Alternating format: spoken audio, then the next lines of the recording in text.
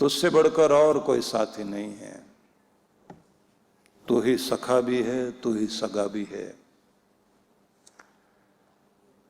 तब आपको ये लगने लगता है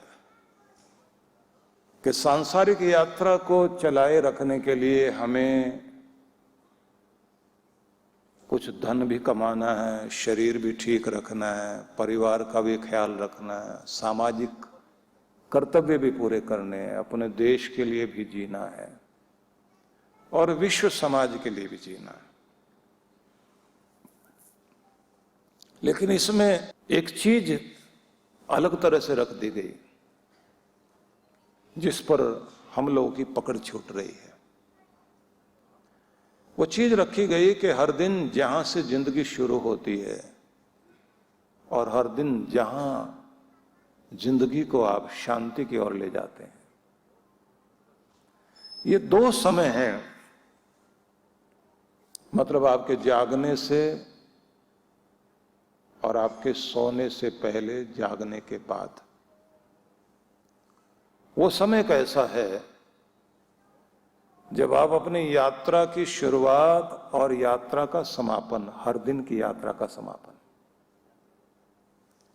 अपने मूल स्रोत से जुड़ते हुए करें और अपने निज रूप में आए, निज धाम में आए, अपने स्वरूप में आए।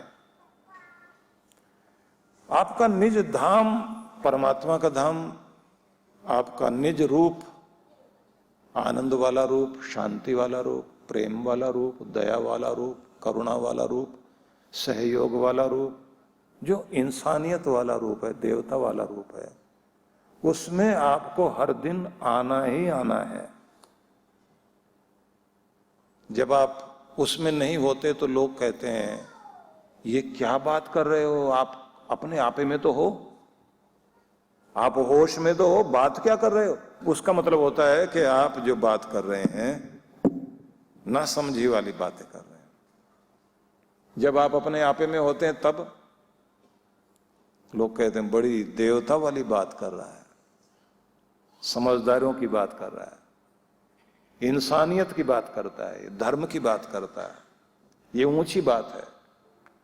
वो रूप आपका होता है, आपका अपना निज रूप में आ जाना।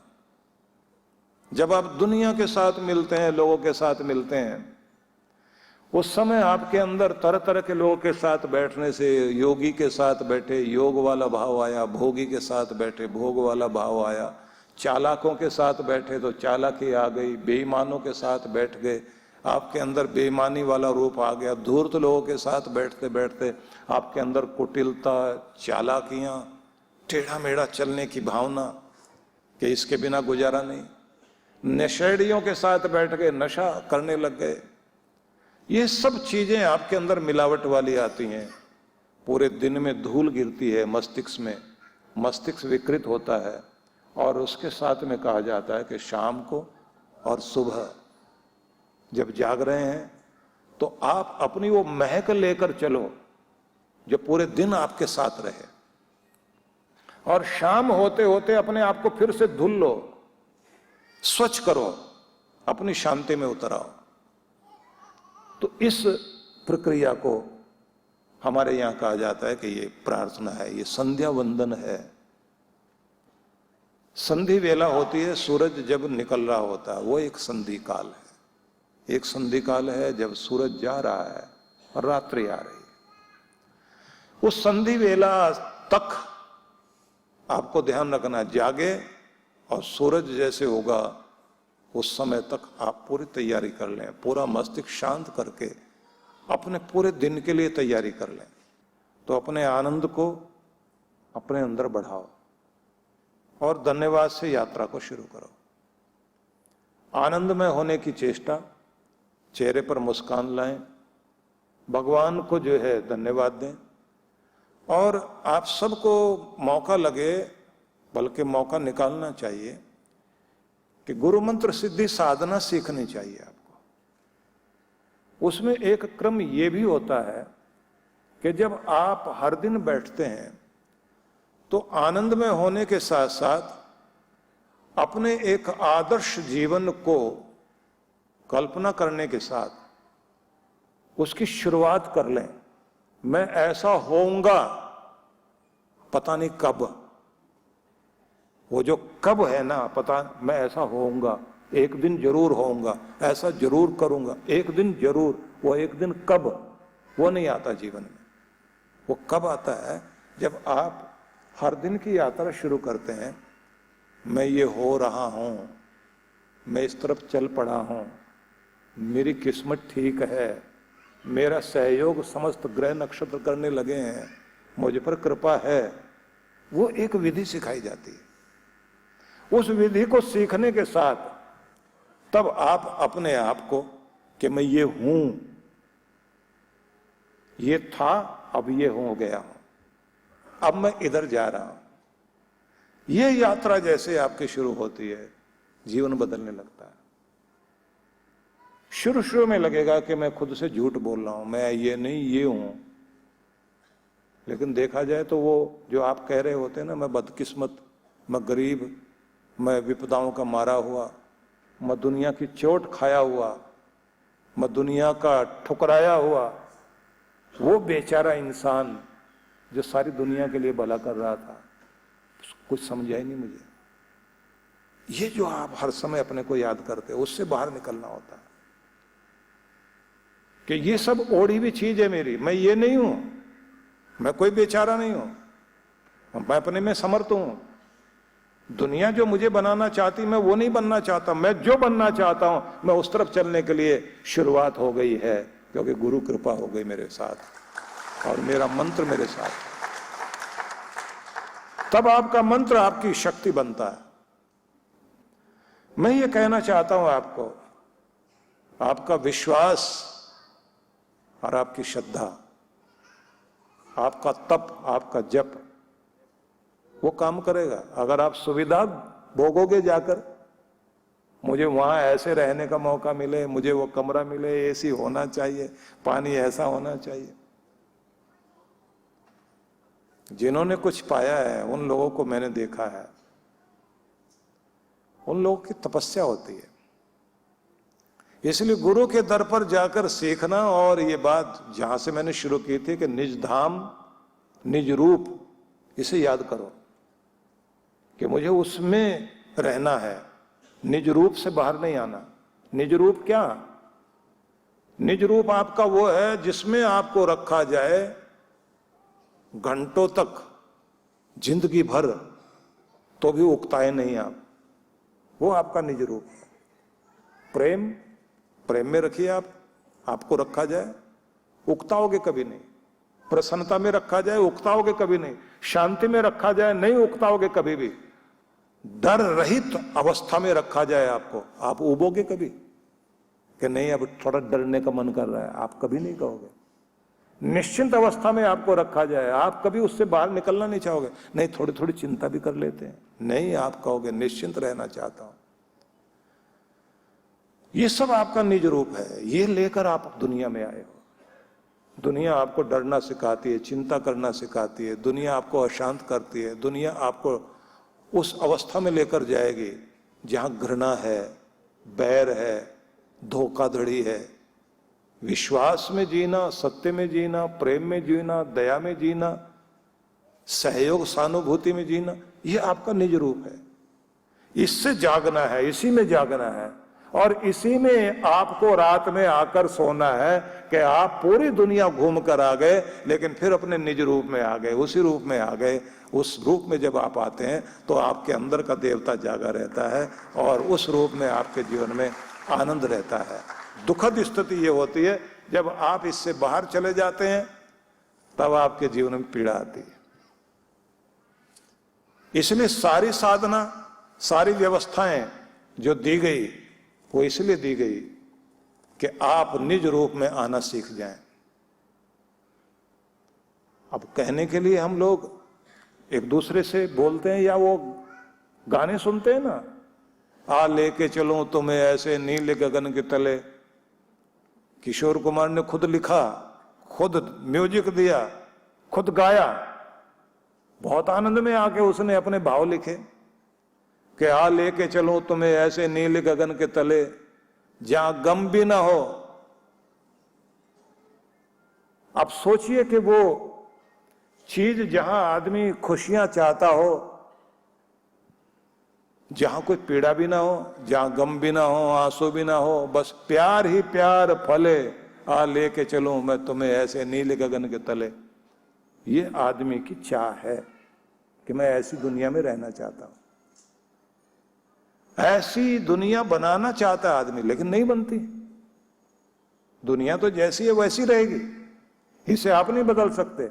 लेकिन बदलोगे तो अपने आप को बदल सकते हो। जिस दिन हर आदमी अपने आप ये कोशिश करता है कि शुरुआत मुझे करनी है, क्योंकि पूरी दुनिया ठीक हो सकती है, लेकिन पहले मुझसे शुरुआत होनी चाहिए। अगर मेरे से शुरुआत है तो जहां से दिया जला है, आगे दिए से दिए जलेंगे और दिवाली पूरी दुनिया में होगी जरूर। भावना यहां से आनी चाहिए। अब प्रश्न आता है, इस निज रूप में हम आए, और उसके लिए जैसे मैंने आपसे कहा था कि सुबह आप उठ करके वो जो कुछ बोलेंगे, जो गुरु आपको सिखाते हैं, वो जो गुरु की शरण में आप रहेंगे, उसके बाद में एक चीज और आती है कि पूरे दिन में आपको कैसे रहना है। तो सुबह की साधना कैसे करनी है, शाम की साधना कैसे करनी है। तो एक चीज सिखाई जाती है जो हमारे यहाँ हिमाचल का, जब हिमालय वाली साधना का जो कार्यक्रम चलता है, उसमें एक डिवाइन ब्लिस मेडिटेशन होती है उसमें, जिसमें यह सिखाया जाता है कि आप सबसे पहले चलते फिरते उठते बैठते ध्यान कर सकें, वो विधि सीखो। अब ध्यान ऐसे हो सके जो चलते फिरते किया जा सके। उसमें महत्वपूर्ण कड़ी होती है कि जिंदगी कहां है, न कल में जो बीत गया, न आने वाले कल में जो आएगा। जिंदगी वहां है जो पल आपका चल रहा है। उस पल में अगर आप ठहर जाते हैं और उसमें आपका जीवन आनंद में आ जाता है, तो आपकी जिंदगी में आनंद ही आनंद आ जाता है। अब उसमें कैसे ठहरा जाता है, तो उसकी एक विधि है कि हर 60 मिनट में 3 मिनट आपको आंखें बंद करके, 1 घंटा पूरा हुआ, 3 मिनट आपको आंखें बंद करके उस तरफ बैठना है जो वहां विधि सिखाई जाती है, कि बस उसमें आप स्थिर होकर बैठो। और 3 मिनट में आप फिर से तरोताजा हो जाते हैं। आप समझिए कि जापान ने जब अपने आप को दोबारा से खड़ा किया, क्योंकि अमेरिका ने बम्बार्डमेंट करके 2 शहरों में परमाणु बम का प्रभाव इतना भयंकर, कमर तोड़ दी उन लोगों की, और प्रतिबंध कितने सारे लगा दिए। दोबारा खड़े होने की हिम्मत करना आसान नहीं था। लेकिन उस देश ने एक बड़ी चीज सीखी। उन्होंने कहा कि हम सबसे बड़ा क्या मानते हैं? अपना देश। किससे बड़ा? बोले हमारे भगवान से भी बड़ा अगर कोई है तो हमारा देश है। और उसके लिए उनके यहां एक कहानी कही जाती जिसका सार ये है कि किसी ने पूछा कि तुम सबसे ज्यादा किसे मानते हो? बोले हम बुद्ध को मानते हैं। कि बुद्ध के लिए क्या कर सकते हो? बोले अपनी जान कुर्बान कर सकते हैं। अपने देश को क्या मानते हो? बोले सबसे ऊपर हमारा देश। बोले अगर बुद्ध ही तुम्हारे देश पर सेना लेकर आक्रमण करने आ जाए तब क्या करोगे? बोले फिर हमारा भगवान हमारे देश से छोटा हो जाएगा और हम अपने भगवान से भी लड़ने को तैयार हो जाएंगे, क्योंकि बचाएंगे तो अपने देश को बचाएंगे। हमारा देश हमारे लिए बहुत महत्वपूर्ण है। आप देखते ना कि कुछ लोग, उनके लिए देश पता नहीं कहां होता है, लेकिन अपना मत मजहब, अपना जहां उनकी आस्था है वो इतनी बड़ी हो जाती है, देश से बड़ी। इस कारण दुनिया में समस्याएं जगह जगह खड़ी हो गई। पर आप जरा सोच के देखें, उस देश में, जापान में, एक बड़ी महत्वपूर्ण चीज चली कि अगर इस ऊंचाई तक जाना है कि तुम्हारे द्वारा बनाई गई चीजें पूरी दुनिया खरीद सके, विश्वास बन सके,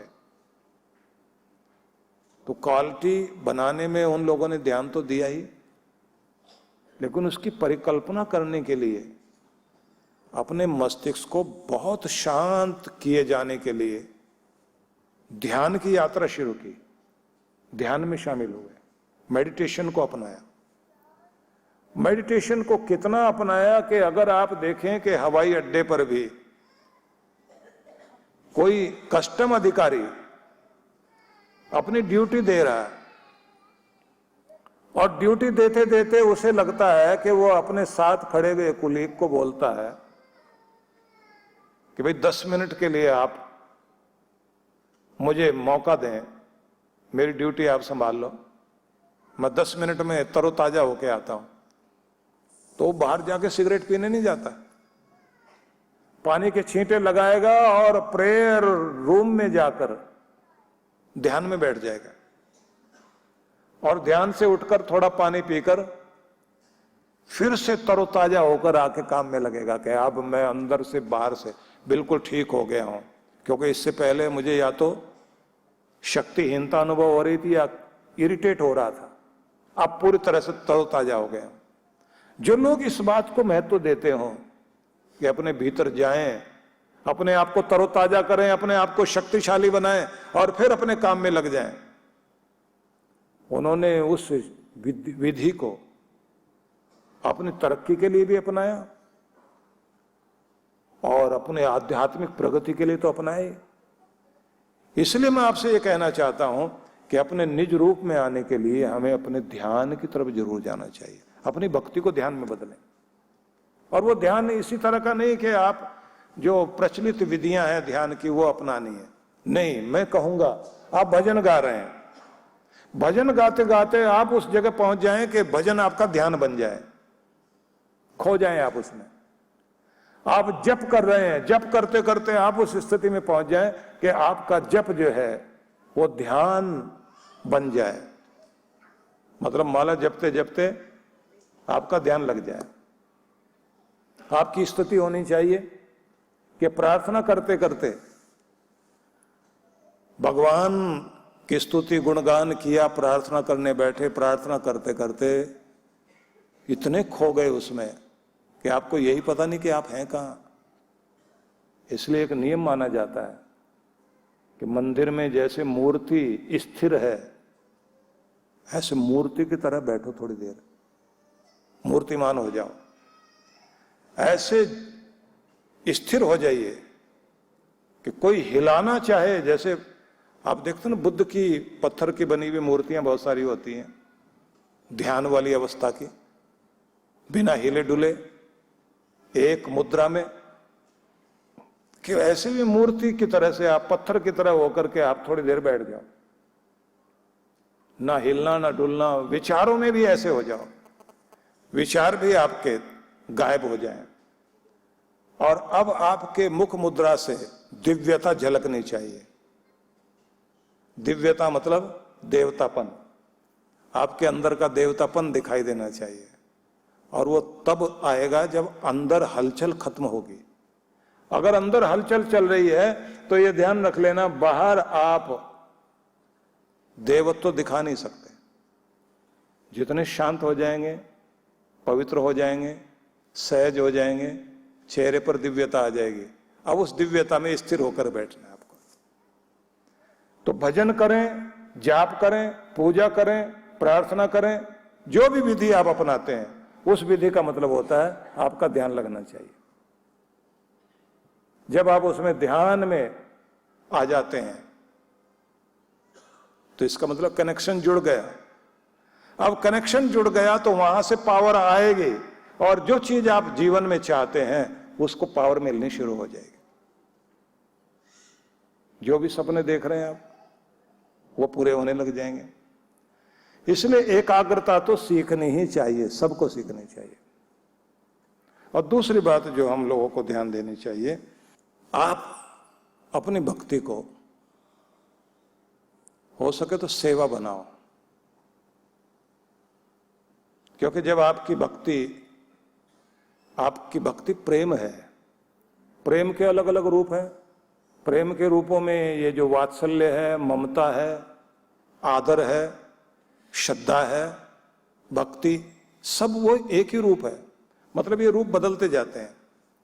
तो इसी में एक चीज आ जाती है, सेवा, जिसमें सहयोग, सहानुभूति और दया, करुणा सब जुड़ जाते हैं।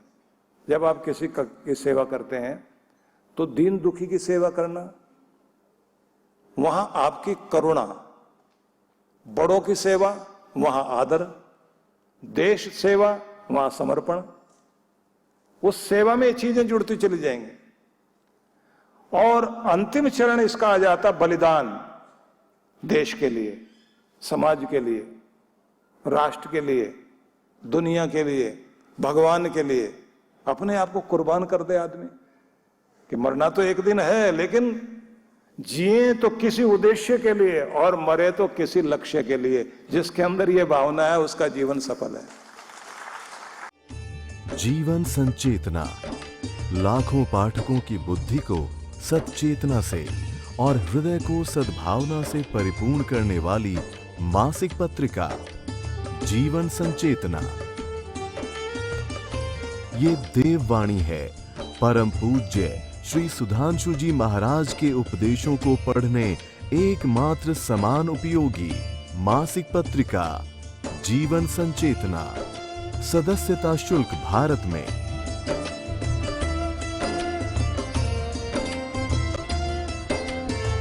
सदस्यता शुल्क विदेश में।